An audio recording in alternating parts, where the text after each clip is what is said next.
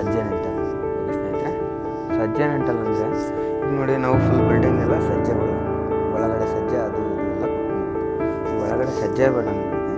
Mostly outer side ಸಜ್ಜೆ ಇರುತ್ತೆ ಅಷ್ಟೇ. ಈ ಕಾಂಪೌಂಡ್ ಒಳಗಡೆ ಮಾತ್ರ ನಿಂಟಲ್ ಹಾಕ್ಬೇಕು, 7 ಅಡಿ ಹೈಟ್ ಮಾತ್ರ ನಿಂಟಲ್ ಹಾಕ್ಬೇಕು. ನೋಡಿ ಎಲ್ಲಿ ಡೋರ್ ಬರುತ್ತೆ ಅಲ್ಲಿ ವಾಸ್ಗಳು ಬರುತ್ತೆ ಅಲ್ಲಿ ಮಾತ್ರ ಬೀಮ್ ಥರ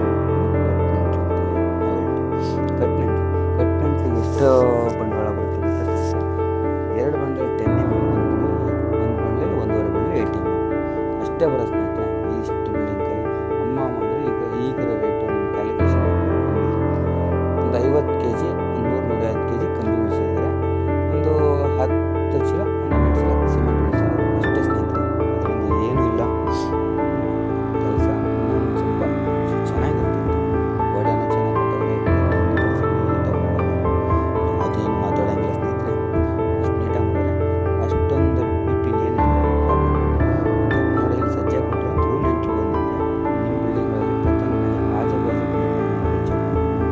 ಥ್ರೂ ನೆಂಟ್ಲು ನೋಡಿ.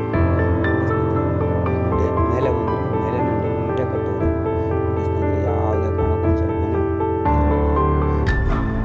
ಇದೇನು ಓಪನ್ ಕಾಣ್ತದೆ ಅಂದರೆ ಅದನ್ನು ಕಾಲಮ್ಗಳು ಅಂದರೆ ಈಗ ಆ ಗೋಡೆಗೆ ನಾವು ಸೆಂಟ್ರಿಂಗ್ ಕೊಡ್ಕೊಳ್ಬೇಕು. ಸೆಂಟ್ರಿಂಗ್ ಮಾಡಿದಾಗ ಅಲ್ಲಿ ಕಾಂಕ್ರೀಟ್ ಹಾಕ್ಬಿಡ್ತಾರೆ ನೀಟಾಗಿ. ಆ ನೀಟ್ ಹಾಕಿದ್ರೆ ಆ ಕಾಲಮ್ಗೆ ಗೋಡೆಗೆ ಇದೇ ಥರ ಮಾಡಬೇಕು ಗೋಡೆ. ಆದರೆ ಕಾಲಮ್ ಬಾಕ್ಸ್ 7 ಅಡಿ ಹೈಟನ್ನು ಸ್ವಲ್ಪ ಹೈಟ್ ಹೋದಂತೆ ಹೊಡೆಯೋಕೆ ಬಿಡಿಸ್ಬೋದು.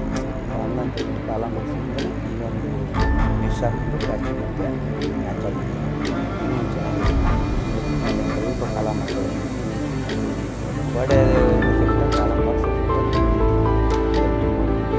ಸ್ವಲ್ಪ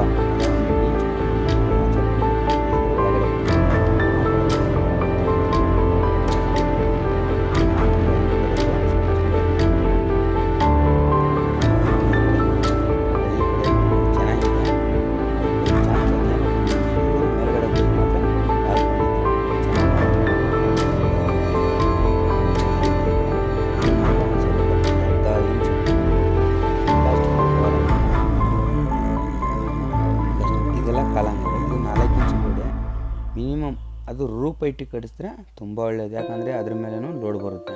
ಅದನ್ನಕ್ಕೇನು ಬೀಮ್ ಮಾಡೋಂಗಿಲ್ಲ. ಇಲ್ಲ ಬೀಮ್ ಮಾಡಬೇಕಾದ್ರೆ 4 ಇಂಚ್ ಕೆಳಗಡೆ ಎತ್ಕೊಂಡು ಬಾಟಮ್ ಎತ್ಕೊಂಡು ಬೀಮ್ ಮಾಡಲೇಬೇಕು. ಯಾಕಂದರೆ ಈಗ ಅದು ಹೈಟಿಗೆ ಕಟ್ಟೋರೆ ಸ್ವಲ್ಪ ಲೋಡ್ ಗಿಡಬೇಕಂದ್ರೆ 4 ಇಂಚ್ ಬಾಟಮ್ ಎತ್ಕೊಂಡು ಬೀಮ್ ಮಾಡಿ ಅದನ್ನು ಮಾಡ್ಬೋದು.